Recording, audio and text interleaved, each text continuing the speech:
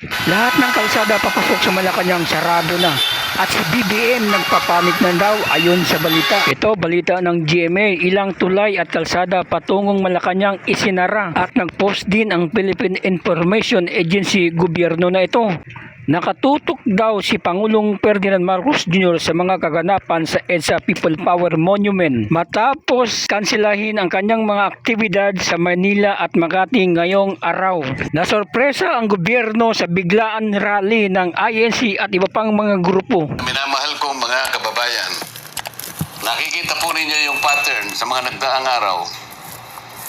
Mas uunahin po nila yung tao na nagmamalasakit sa inyo para palitawin natin ang katotohanan. Ngunit yung taong nasa likod ng lahat ng kasalanan ito ng pagnanakaw, hanggang ngayon ay wala pa po silang ginagawang pag-uusig.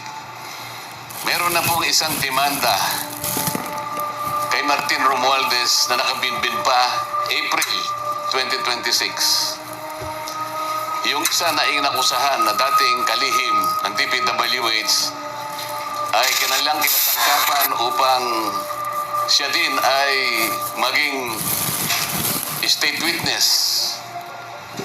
At siya yata ang gumawa ng paraan para ma-discharge siya sa kanyang naunang asunto. So makikita po ninyo, wala na po tayong kakampi. Ang kasalanan ko lamang po yung paglingkuran kayo kung kasalanan pong matatawag yan. Na humarap sa kanila ng buong tapang para sa ganon ay malaman ninyo ang totoo. Malaman ninyo kung sino ang nagkasala sapagkat gusto nating papanagutin lahat ng mga taong ito. Ngunit kapag ako'y kanilang inaresto, hindi na po matutuluyan. Akala po nila ay maililibing ito sa limot.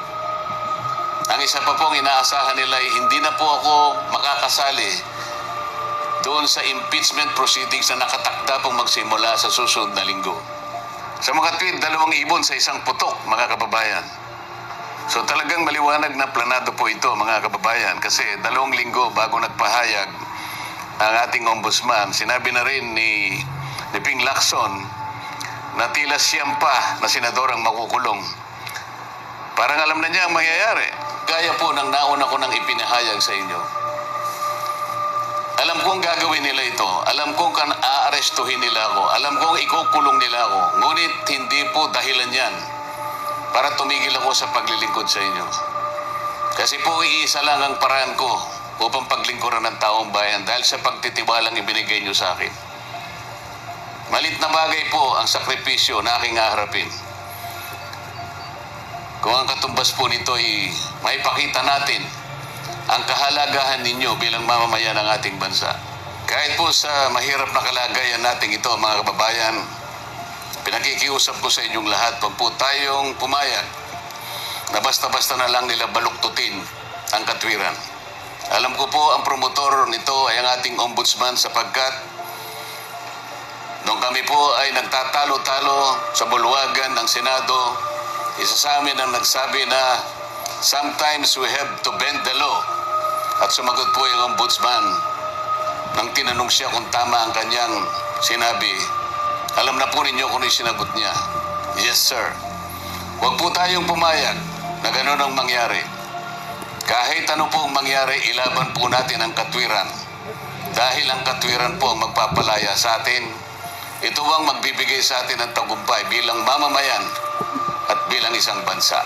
Naniniwala po kasi ako na kahit sa anong laban, lalo na po yung laban na para sa interes ng ating bansa, kinakasihan po tayo ng ating Panginoon Diyos. At hindi siya papayag na magtatagumpay ang nagbabaluktot ng katwiran. Kailanman ang kasamaan, mga kababayan, ay hindi po magtatagumpay.